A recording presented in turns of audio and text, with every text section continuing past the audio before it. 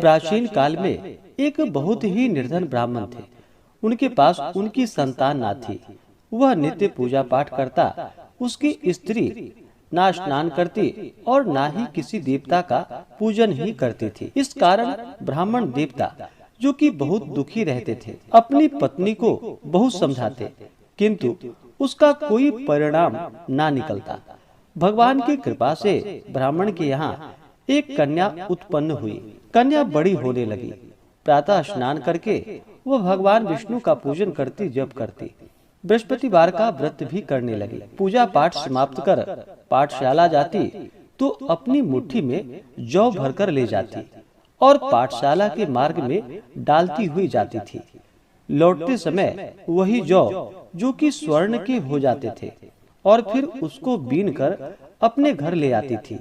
एक दिन वह बालिका सूप में उन सोने के जौ को फटक कर साफ कर रही थी कि तभी उसकी माँ ने देख लिया और कहा कि हे बेटी, सोने के जौ को फटकने के लिए सोने का सूप भी तो चाहिए। दूसरा दिन गुरुवार का दिन था। कन्या ने व्रत रखा और भगवान बृहस्पति देव से सोने का सूप देने की उनसे प्रार्थना करने लगी और कहा कि हे प्रभु, यदि सच्चे मन से मैंने आपकी पूजा की हो तो मुझे सोने का सूप दे दो। बृहस्पति देव ने उसकी प्रार्थना को स्वीकार कर ली। रोजाना की तरह वह कन्या जौ फैलाती हुई पाठशाला चली गई। पाठशाला से लौटकर जब वह जौ बीन रही थी तो बृहस्पति देव जी की कृपा से उसे सोने का सूप मिला।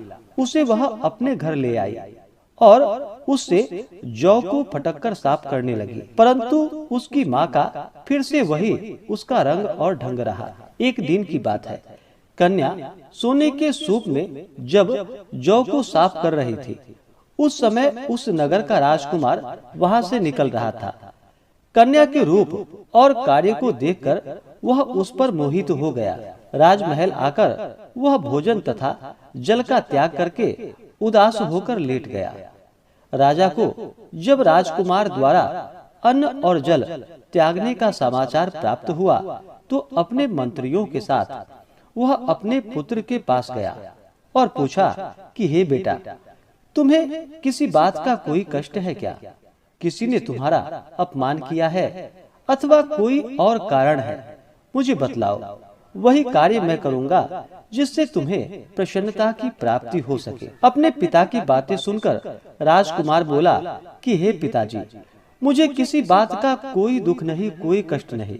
किसी ने मेरा अपमान भी नहीं किया है, परंतु मैं उस लड़की के साथ विवाह करना चाहता हूँ जो सोने के सूप में जौ को साफ कर रही थी। राजकुमार ने राजा को उस लड़की के घर का पता भी बतला दिया। मंत्री राजा के कहने पर उस लड़की के घर गया। मंत्री ने ब्राह्मण के समक्ष राजा की ओर से निवेदन किया। कुछ ही दिनों के बाद ब्राह्मण की कन्या का विवाह राजकुमार के साथ संपन्न हो गया। कन्या के घर से जाते ही ब्राह्मण के घर में पहले की भांति गरीबी का निवास हो गया।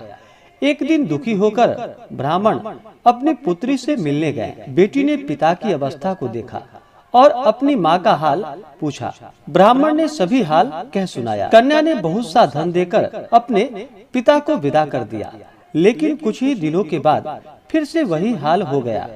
ब्राह्मण फिर अपनी कन्या के यहाँ गया और सभी हाल कहा तो पुत्री बोली कि हे पिताजी, आप माता जी को यहाँ लिवा लाओ। मैं उन्हें यह व्रत की विधि बतला दूंगी जिससे कि गरीबी दूर हो जाती है। ब्राह्मण देवता अपनी स्त्री को साथ लेकर के अपनी पुत्री के पास राजमहल पहुँचे तो पुत्री अपनी माँ को समझाने लगी कि हे माँ, तुम प्रातः काल स्नान आदि करके विष्णु भगवान का पूजन करो और बृहस्पतिवार का व्रत करो तो सब दरिद्रताएं दूर हो जाएंगी। परंतु उसकी माँ ने उसकी एक भी बात नहीं मानी। वह प्रातः काल उठकर अपनी पुत्री के बच्चों का जूठन को खा लेती थी। एक दिन उसकी पुत्री को बहुत गुस्सा आया।